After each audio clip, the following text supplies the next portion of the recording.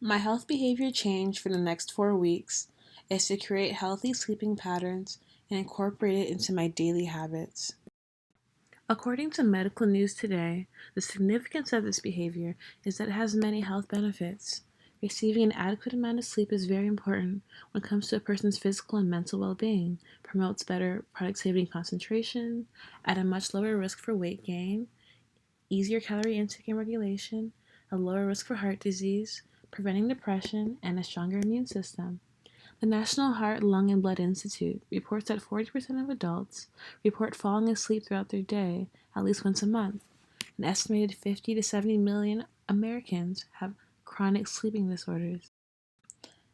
The Center for Disease Control and Prevention has created a table to explain the amount of sleep that a person of different age groups should be getting.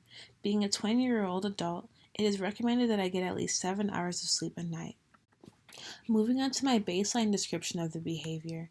As of the beginning of the 2019 fall semester, my sleeping habits have been very poor, which are not beneficial to my health. During the school year, I am more prone to neglecting my sleep because I believe that my schoolwork is more important. As for my thought process, I am aware that sleep is very important for my health and can allow me to have more energy throughout my day. I value my physical and mental health, so I will carry out this behavioral change. As recommended by the Center of Disease Control and Prevention, the first intervention I applied is to go to bed at the same time each night and wake up at the same time.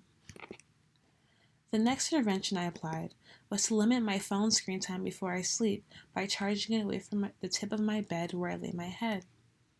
My third and final intervention was to avoid eating large meals and drinking coffee before bed so I did not feel too heavy.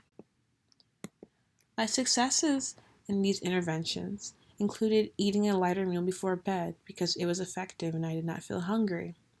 Creating a limit on my phone screen time made it easier for me to fall asleep on time when I did follow through with it. My challenges was going to sleep at the same time each night.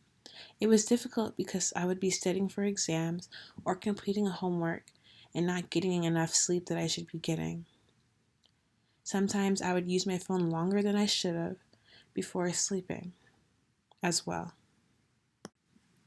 Moving on to my application of theories and models, the first theory that I applied to my health behavior change was the Health Beliefs Model construct cues the action.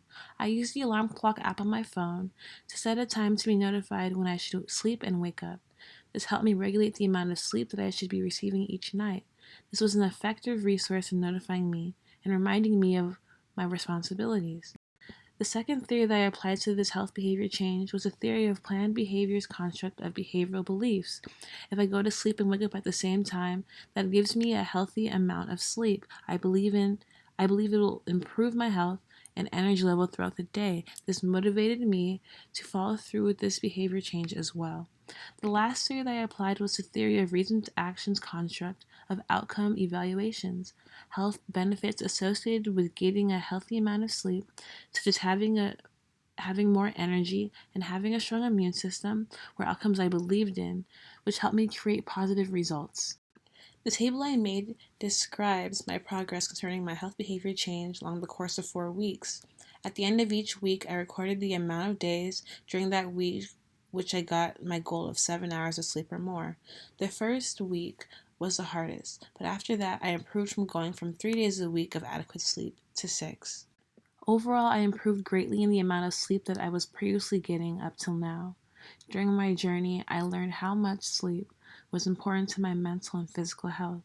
Taking this journey seriously allowed me to reap the benefits of creating healthy sleeping habits, such as having more energy and being able to concentrate much more easier throughout my day. The first recommendation I would suggest is that when your goals are not met for one day, to not be discouraged, because there is always room for improvement. The second recommendation I have is to discuss with your healthcare professional your sleeping patterns to hear about the advice that they could also give you. And lastly, I would recommend to create a consistent bedtime ritual or routine that helps you feel more relaxed when you go to bed.